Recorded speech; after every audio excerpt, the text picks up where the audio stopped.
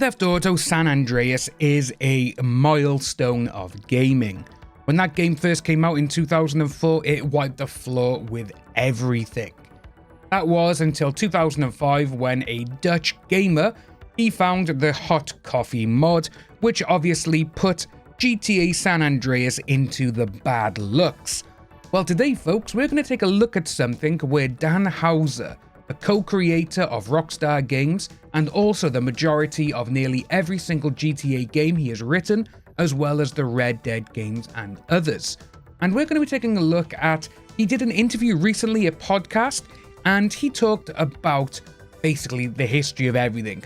The podcast is amazing. I will leave a link to it down below for you. It is just under 3 hours long, which this day and age, getting Dan Houser to do anything like that, hell, even Sam Houser or anyone from Rockstar Games, past or present, is huge. But with this one, Dan actually talks about Rockstar Games and how he feared that it could get closed down when they were making GTA 4. Obviously, this is regarding the hot coffee mod. So Rockstar Games co-founder Dan Houser once feared that the company would be shut down in the middle of developing GTA 4. However, his concerns did not stem from GTA 4, but the controversial mod for San Andreas. And as we got by here, it does say regarding that in June 2005, the scandal erupted after a group of modders led by Dutch coder Patrick Wildenborg, better known as Patrick W. He unlocked the mini-game in the newly released PC version of San Andreas, and he dubbed it Hot Coffee. They put that out online that you could bypass it, but then all of a sudden, everyone started seeing it, and it blew up. Obviously, the Game Ratings Board, ESRB, they got rid of the mature label and slapped it with an adults-only rating, which did harm GTA San Andreas quite a bit. But obviously, all those had to be taken off the shelves, and they had to go away and take the code out of the game. Which is kind of interesting, especially if you've seen the, the Game Changers documentary semi-film with Harry Potter starring as Sam Houser, which it's not a bad movie, TV movie it is. And it's okay, but there is some things in it where you're like, ooh, why have you got this and talking about this when this never came out? You know, it's very dramatized, very. And they do talk about the hot coffee mod where they were blaming the modders and the gamers and all this kind of stuff. And they were like, what are you doing? But then, obviously, Sam Houser had to go in front of the board, the committee and all this. And they had the emails, like thousands and thousands and all this kind of stuff. But if you haven't seen it, I'd give it a go just to see how much the BBC can take something which could have been amazing and gone, you know what, we're going to mess this up. But obviously, they've got the interview by here. But he does speak with Lex Friedman, and he recalls how all of this unfolded near the beginning of the GTA 4 development cycle, making it for an anxious start to production. As a company, we had all our hot coffee drama, so constantly thought we might be shut down in the middle of making it. The industry veteran did not elaborate on how the fear manifested, though the implication is that he was concerned about Take-Two considering shutting down Rockstar if it judged the studio not worth the ongoing regulatory scrutiny brought on by the hot coffee mod, which even saw the publisher receive an official warning from the FTC, the Federal Trade Commission. Yeah, it's absolutely insane what happened. And they said that with the code, it was in there, no one was meant to find it. But obviously they were like, well, if you knew the game had that code in it and people were going to get it and they were going to look through the code, data mining and everything else, they're going to see it, which is exactly what happened. But with this, I will leave the link below for this, because like I said, it's 2 hours and 40 odd minutes long. It's an amazing podcast. But the hot coffee scandal indirectly influenced GTA 4's dark story. So compared to the development cycles of the GTA 3D universe, GTA 4 felt like a much more unstable period for Rockstar. Combined with personal challenges he was facing at the time, the lead writer said he felt very unsure throughout the project. That state of mind influenced the script, with GTA 4 ultimately becoming the thematically darkest entry in the franchise by a significant margin. But to be honest with you though, Grand Theft Auto 4 in my eyes is the best in the entire series. Red Dead Redemption 2 is Rockstar's magnum opus, their greatest video game, GTA 4 is the greatest in that series. Personal favorite though is Vice City because I love that game. But yeah, GTA 4 is absolutely so dark. I played through it recently just before the summer, and I just forgot how great a game that is. And when you look at GTA 5, and like I said, I've been playing GTA 5 nearly daily since 2013, since it first came out. It's the longest game I've ever played. I have like nearly 10,000 hours, which is ridiculous for a video game.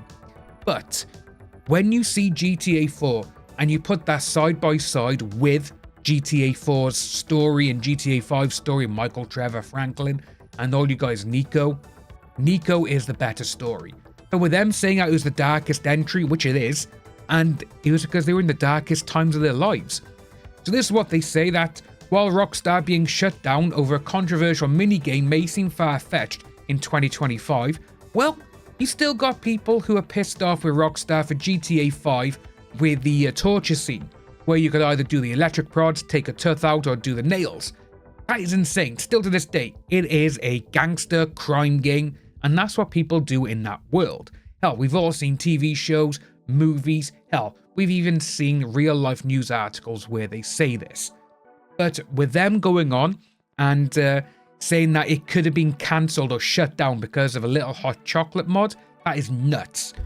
And, despite multiple successes, this was 13 years before GTA 5 became the most profitable entertainment product of all time. Well, was it though? No, because GTA 4 came out in 2008, GTA 5 came out in 2013. And San Andreas came out in 2014, so it won 13 years. But cementing Rockstar's reputation as a developer of games that are not only critically acclaimed, but also commercially groundbreaking. As a company, we'd all had the hot coffee drama, so constantly thought we might be shut down in the middle of making it. How insane is that? Obviously, we've seen the game now, and GTA 4 to me, like I said, is still the best game in the entire series. Everything about that game was so well thought out. The mechanics of the game, the shooting mechanics, hell, even the NPC mechanics in GTA 4 are better than anything we got in GTA 5. GTA 5 was more or less just going down to be a, it was more a, arcadey type of thing. That's where it was going. But seeing how much change actually went from number 4 to number 5 is insane. But I can understand, if you're going through a bad time in your life and you're constantly thinking that, what if this happens? Oh my god, if I get fired, or if anything like this happens, if this closes down, this happens, you are going to be thinking along those dark moments. You're going to be like, well, what's the point? If I'm going to get fired or whatever, I might as well just go along and do this. If they're going to close this down, we might as well do something that can be like, yeah, this is it. Do something that is deep inside of you that's actually being let out. But yeah, I love GTA 4, and to be honest with you, it wouldn't surprise me if, because of the hot coffee mod, after that, they're like, right, we've done all that stuff now, GTA 5, Red Dead 1 and 2, they're both great games, and there's not a lot of darkness in them like GTA 4, probably because GTA 4 became a huge seller. Then Red Dead 1 came out and made a huge little bucket load of money for him. Then GTA 5, biggest entertainment launch ever. Then you had Red Dead 2, the second biggest gaming launch ever. And now you do have GTA 6 coming out in 6 months, which at this moment in time, it's going to break every single record known to man. It's going to be the biggest thing ever entertainment-wise. We'll never see anything like this ever again. But let us know what you think about this down below, folks, because this is actually very interesting to see. And like I said, the podcast goes on for 2 hours and 45 minutes, something like that, and they talk a lot of stuff. And especially getting Dan Houser to talk about stuff this day and age, when he did the Ask Me Anything for IGN a couple of weeks ago. That's the first time we've actually seen Dan Houser do a sit-down interview in like 2 decades. They're very well known, the Houser brothers. Hell, anyone who worked for Rockstar, past or present, they don't do interviews. So seeing that Dan has actually gone out there now and they're talking about this, it's very, very worthy of your time. It really is. But guys, let us know what you think about this down below. Do you prefer GTA 5 over 4 or vice versa? What is your favorite GTA game? And do you think GTA 4 is the darkest entry? Let us know down below, folks. Like and subscribe as usual. My name is Dan. Take care, and I'll see you in the next video.